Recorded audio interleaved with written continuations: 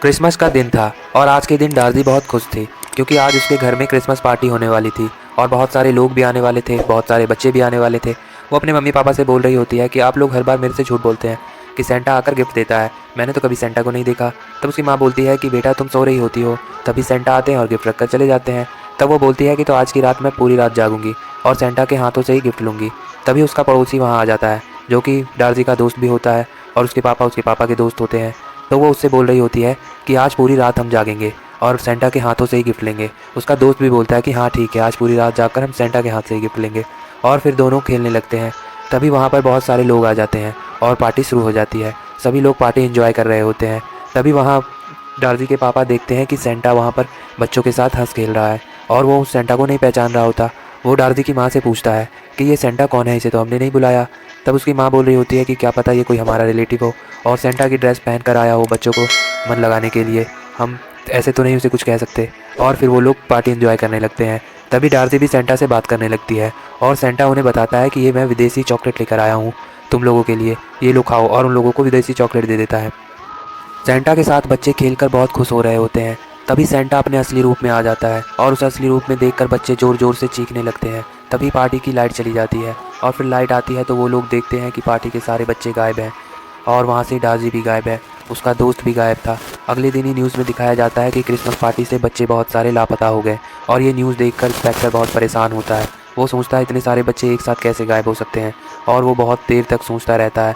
फिर वो अपने हवलदार से बोलता है कि हमें जाकर जांच पड़ताल करनी चाहिए, सबसे पहले हमें जहाँ से बच्चे गायब हुए हैं वहाँ जाकर पूछताछ करना चाहिए। और फिर वो हवलदार बोलता है बाहर तो बारिश हो रही है, पर वो पुलिस इंस्पेक्टर कुछ नहीं सुनता। वो अपनी जीप स्टार्ट करके जाने लगता है। रास्ते में एक जंगल पड़ता था, वहीं उसकी जीप खराब हो जाती है और फिर वो लोग जीप से उतर करके देख रहे होते हैं जीप में क्या खराबी है। तभी वहाँ सामने खंडर में उन्हें एक सेंटा डांस करता हुआ दिखाई देता है जो बहुत ही अजीब तरीके से डांस कर रहा होता है। ये देखकर वो सब शॉक हो जाते हैं और फिर वो लोग परेशान हो जाते हैं कि ये कौन है। फिर वो लोग दौड़ते हुए उस खंडर की तरफ जाते हैं और वहाँ जाकर उन लोगों को वहाँ कुछ बच्चे बेहोश दिखाई देते हैं और दो बच्चों की लाश दिखाई देती है जिनका सर वहीं पर लटक रहा होता है। ये देखकर पुलिस इंस्पेक्टर बहुत ज़्यादा घबरा जाते हैं। वो बोलने लगते हैं कि ये कैसे हो सकता है, दो बच्चों को लाश लटक रही है। फिर वो बोलता है कि इन सारे बच्चों के घर वालों को अभी के अभी यहाँ बुला लो, और हवलदार बुलाने चला जाता है और वो पुलिस इंस्पेक्टर वहाँ सेंटा ढूंढने लगता है। तभी बच्चों के घर वाले आ जाते हैं और वो डार्जी के पापा और डार्जी के पापा के दोस्त दोनों वहाँ पर रो रहे होते हैं क्योंकि उनके दोनों बच्चे मारे जा चुके होते हैं। और वो पुलिस इंस्पेक्टर से बोल रहे होते हैं कि जिसने भी हमारे बच्चों को मारा है जल्दी उसे ढूंढ कर निकालो, मैं उसे ज़िंदा नहीं छोड़ूंगा। तभी पुलिस इंस्पेक्टर उनसे बोलता है कि बुरा नहीं मानिएगा, मैंने यहाँ पर एक सेंटा को देखा था जो बहुत अजीब तरीके से छत पर डांस कर रहा था। मुझे तो लगता है वो सेंटा इंसान नहीं था और बहुत ही रहस्यमय तरीके से वो डांस कर रहा था। तभी वो लोग अपने बच्चों का अंतिम संस्कार कर देते हैं और पुलिस इंस्पेक्टर बहुत ही सोच रहा होता है कि सिर्फ दो ही बच्चे क्यों मारे गए, बाकी बच्चे क्यों छोड़ दिया। तभी वो सोचता है कि क्यों ना हमें जाकर एक बार जांच पड़ताल करनी चाहिए और वो अपने हवलदार से बोलता है कि हमें जाकर पूछताछ करनी चाहिए। मुझे ऐसा लगता है कि जो दो बच्चे मारे गए उसके माता पिता से कोई ना कोई कनेक्शन है। और फिर हमें दिखाया जाता है कि तीनों वहाँ पर बैठकर अपने बच्चे के बारे में सोच रहे होते हैं। तभी उनके दरवाजे पर दस्तक होती है और गेट खोलते ही वो लोग चौंक जाते हैं क्योंकि उनके सामने खड़ा होता है वही सेंटा जो पार्टी में आया हुआ होता है और वो हंस रहा होता है। तभी उससे वो लोग पूछते हैं कि तुम तो पार्टी में आए थे और हमारे बच्चे तुमसे बात भी कर रहे थे, उसके बाद तुम और हमारे बच्चे दोनों गायब हो गए। तभी सेंटा का आँख का रंग बदल जाता है और वो उन लोगों को हवा में उड़ाकर फेंक देता है और वो लोग दूर जाकर दीवार से टकरा कर नीचे गिर जाते हैं। तभी वहाँ दोनों पुलिस वाले आ जाते हैं और पुलिस वाला उनसे बोलता है कि भागने की कोशिश मत करना, अपने आप को पुलिस के हवाले कर दो। पर वो सेंटा उन दोनों को भी उड़ाकर दूर हवा में फेंक देता है और पुलिस वाले दोनों बेहोश होकर नीचे गिर जाते हैं। तभी वो सेंटा अपने असली रूप में आ जाता है। उसको अब असली रूप में आते ही देखते ही डार्जी के पापा और उसके दोस्त पहचान जाते हैं। वो बोलते हैं कि तुम तो मर चुके थे खंडर से गिर के, तुम यहाँ जिंदा कैसे खड़े हो, ऐसा नहीं हो सकता। और फिर वो लोग देखते हैं कि वो सेंटा फिर से एक रूप बदलता है और इस बार वो बहुत डरावना रूप में आ जाता है। वो बताता है कि तुम आधी बात बता रहे हो, पूरी बात तुम नहीं बता रहे कि मैं कैसे मरा था और मुझे किसने मारा था। पुलिस वाले वहाँ बेहोश होते हैं पर उनके सपने में साफ साफ दिखाई दे रहा होता है जो उस सेंटा के साथ घटना घटी थी 20 साल पहले, जब डार्जी के पापा और उसके दोस्त 20 साल के जवान युवक थे। तब उन लोगों के घर में क्रिसमस पार्टी थी और वो लोग बहुत खुश थे पार्टी को लेकर। तभी वो लोग देखते हैं कि एक बूढ़ा आदमी और उसकी पोती उसके घर में घुस आते हैं और क्रिसमस ट्री के पास खड़े रहते हैं। तब ये लोग पूछते हैं कि आप लोग कौन है और यहाँ क्या कर रहे हैं। तब वो बताते हैं कि मेरी पोती को सेंटा देखने का शौक़ है, हम लोग सेंटा देखकर चले जाएंगे। तब वो लोग बोलते हैं कि अच्छा, तुम लोगों को सेंटा हम लोग दिखाते हैं, एक जगह है जहाँ सेंटा आते हैं। तभी उसकी पोती बोलती है आप हमें ले जाएंगे उस जगह। तब वो बोलते हैं कि हाँ हम ले जाएंगे, और वो लोग अपनी कार में बैठाकर उन लोगों को लेकर जा रहा होता है, और वो दोनों लड़के उनको खंडर पर लेकर आ जाते हैं। तभी वो बूढ़ा आदमी बोलता है ये तो खंडर है, यहाँ तो कोई सेंटा नज़र नहीं आ रहा। तब वो बोलता है तुम्हारा सेंटा यहीं नज़र आएगा, ज़रा नीचे झांक कर देखो, और उसे धक्का दे देता है, और वो उस खंडर की ऊंची बिल्डिंग से नीचे गिरकर दम तोड़ देता है। उसकी वहीं मौत हो जाती है। ये देखकर उसकी पोती दौड़ती हुई नीचे की तरफ जा रही होती है, और तभी उसका पैर एक बड़े पत्थर से टकरा जाता है, और वो एक नोकेली पत्थर पे जाकर गिर जाती है, और उसकी भी मौत हो जाती है। और वो लोग ये देखकर वहाँ से भाग जाते हैं। तभी पुलिस वालों की आंख खुल जाती है, और वो लोग देखते हैं कि वहाँ पर तीनों की लाश पड़ी हुई है, और सेंटा भी वहाँ से गायब है। तब पुलिस वाला इस फाइल को बंद कर देता है रहस्यमयी मौत का। एक बहुत ही सुंदर गांव होता है जहाँ की आबादी बहुत घनी होती है। तभी दिखाया जाता है एक विदेशी कब्रिस्तान में से एक भूतिया सेंटा निकलता है जिसका सर 10 होता है, और वो लोगों के गांव में जाकर लोगों को मार मार कर खा रहा होता है, और वो लोगों का कलेजा निकाल कर खा जाता है, खून चूस लेता है, और उनके धरों को भी खाना शुरू कर देता है। लोग इधर उधर चीखते चिल्लाते भागते रहते हैं, और वो लोगों को पकड़ पकड़ कर खाता है। लोग डर से इधर उधर छुपते रहते हैं। तभी हमें दिखाया जाता है एक गांव में फादर आते हैं, और फादर उस भूतिया सेंटा के बारे में बताते हैं। वो बताते हैं उसके 10 सिर हैं, और तुम लोग रात में घर से बाहर मत निकलना, क्योंकि वो सेंटा लोगों को पकड़ कर खा जाता है।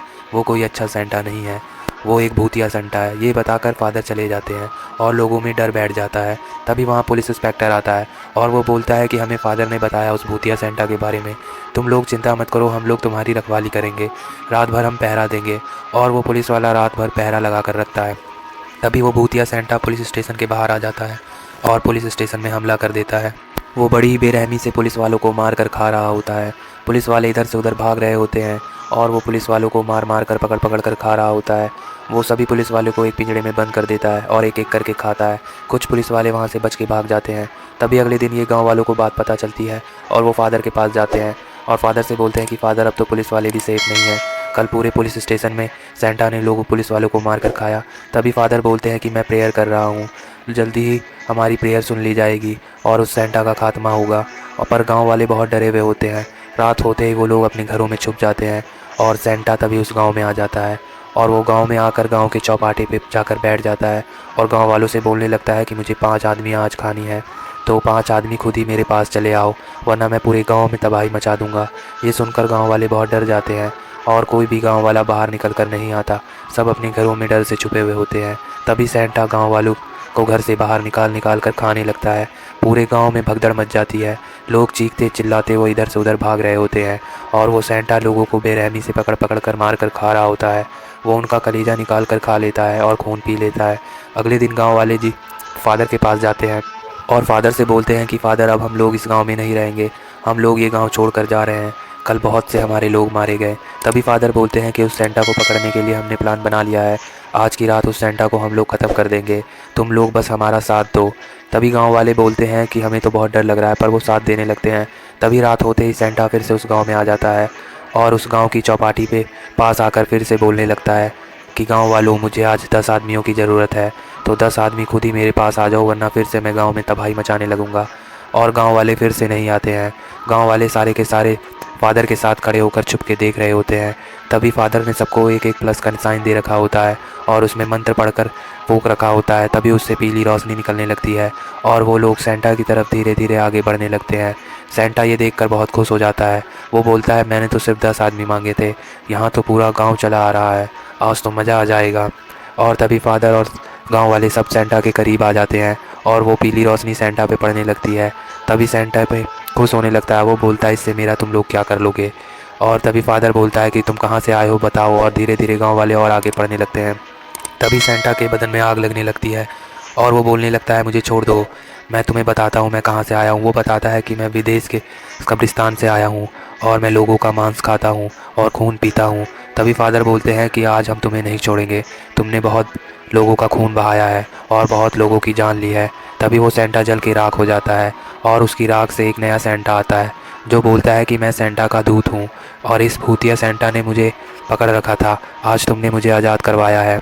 और फिर वो सेंटा का दूत गाँव वालों से बोलता है कि मैं बहुत शर्मिंदा हूँ, कि तुम लोगों की जानें गई हैं, मैं तुम लोगों को गिफ्ट देना चाहता हूँ। और वो गांव वालों को गिफ्ट देता है और फिर वहाँ से चला जाता है और गांव वाले भी उसे खुशी खुशी विदा कर देते हैं। दोस्तों प्लीज़ हमारे चैनल को सब्सक्राइब कर दें और प्लीज़ हमारे वीडियो को लाइक भी करें।